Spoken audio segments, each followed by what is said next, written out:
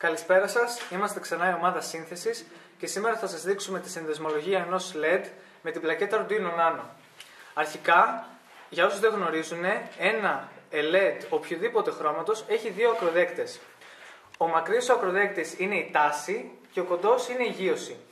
Αρχικά λοιπόν τοποθετούμε το LED πάνω στο breadboard.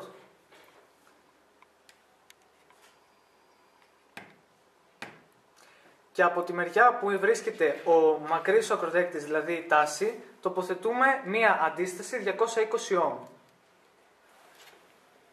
Έπειτα συνδέουμε ένα καλώδιο στην άκρη της αντίστασης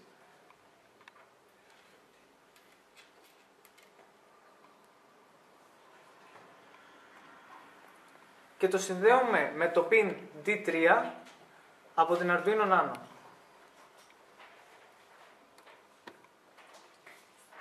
Τέλος, παίρνουμε άλλο ένα καλώδιο και συνδέουμε την άλλη πλευρά του ακροδέκτη του LED που είναι η γείωση και τη συνδέουμε με τη γείωση της Arduino Nano.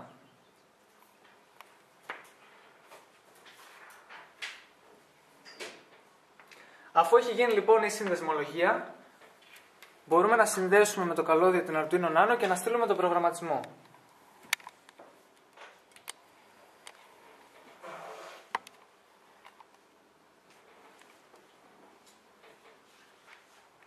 Ο προγραμματισμός τώρα έχει σταλεί και μπορούμε να δούμε ότι κάθε μισό δευτερόλεπτο το λαμπάκι αναβοσβήνει. Ήμασταν η σύνθεση και αυτό ήταν άλλο ένα βίντεο με ένα πολύ απλό πείραμα.